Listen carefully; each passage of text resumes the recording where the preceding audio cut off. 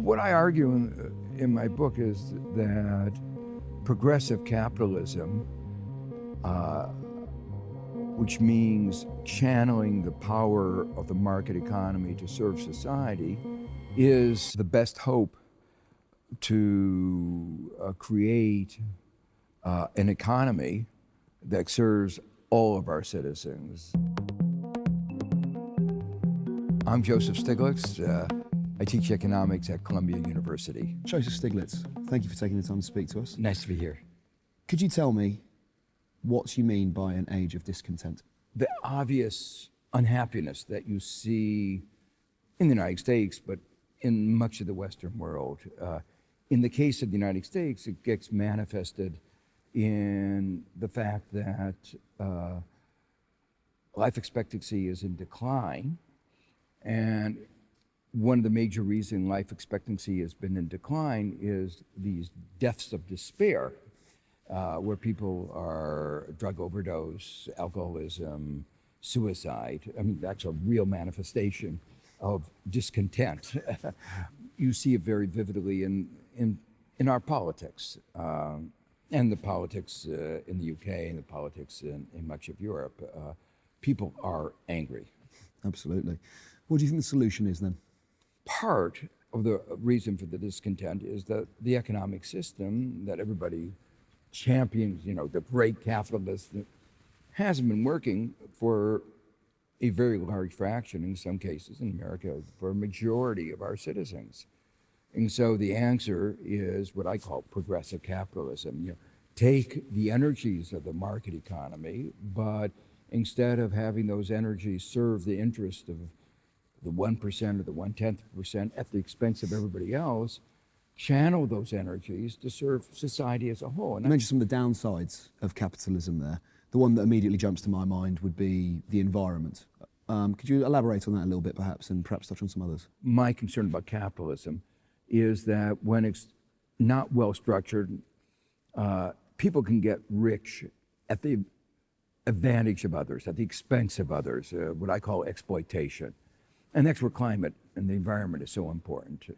If our coal mining companies are getting rich, but the result is climate change, which means future generations are going to be struggling, sea level is going to be rising, there's going to be more and more extreme weather events, that's not sustainable. And it's not what we should mean when we talk about real wealth creation, which is creating wealth not just for the particular individual, but for society as a whole. What do you think will cause the next recession? The economy has always had fluctuations up and down. The extreme ones are down, are when you have a bubble, like the housing bubble in the United States and many parts of Europe, credit bubble. We have in certain areas of the United States and around the world a certain degree of a credit bubble, not as bad as it was before the 2008 crisis, but we still have a credit bubble.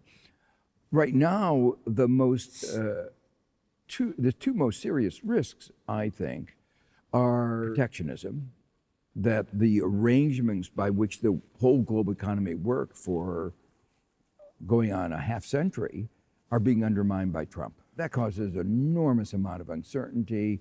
Investment is down because nobody knows where to invest, and that's dampening the global economy without a doubt. The second thing, I think, is climate change. The uncertainty is huge, and it's very clear that we're not responding to it in an adequate way, and that creates business uncertainty. And that's, again, bad for investment. You mentioned Donald Trump and climate change there. Do you think automation poses a risk to our current economic model? Automation is a challenge, to use a euphemism. Most of automation is focused on, say, manufacturing. And in the United States, for instance, only 9% of all jobs are in manufacturing. The UK may be roughly the same amount. So there'll be some loss of jobs there. There'll be some loss of jobs in what we call logistics and transportation, driverless trucks, will almost surely come, but it looks increasingly like it'll be a while before they come. As I see the challenge in the next 20, 30 years, it is about retrofitting the global economy for climate change. It's about providing healthcare, education, taking care of the aged, and we have an increasingly aged population, making our cities more livable. And as I think about all these problems that we have to deal with, we're going to need a lot of jobs to do that. So for the next 20 or 30 years, I don't see a problem of shortage of jobs. I see a problem of economic organization to make sure we have the finance to pay for these jobs. And that will require more taxes on our corporations who've been avoiding paying their fair share of our taxes, people at the very top who really good at tax avoidance. So it will require more resources, but precisely because the corporations and the very rich have been so good at avoiding tax in the past, it means that if we actually created a fair tax system, we'd have ample revenues to deal with to create these new jobs that we really need to make our society, our lives more livable. You touched on the political situation in the UK earlier. I wonder what your assessment of the economic consequences will be of the UK exiting the European Union, particularly if that happens without a deal being agreed with the European Union. Well, again, I begin with the point I made before about the risk of protectionism, the risks of climate change, huge amounts of uncertainty, and that uncertainty is going to be a damper. The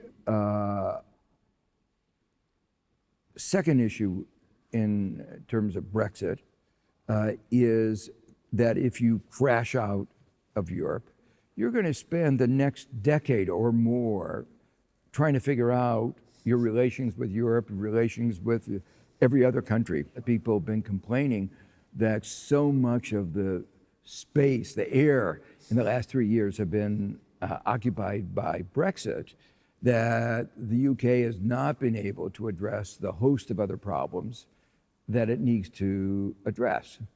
And if you think you've had a problem with the last 3 years, the next decade is going to be even worse. So to me, these are the, going to be the major problems. If you had done it in an orderly way, I think it would have been disadvantageous. You have some real issues with the Irish borders. This is not trivial. I mean, you fought a long conflict in Ireland. So I don't think one should minimize those kinds of problems.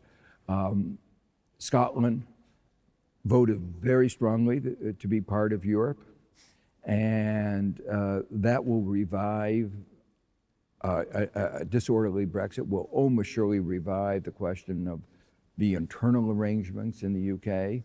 So I think a hard Brexit is going to be a long road to disorder.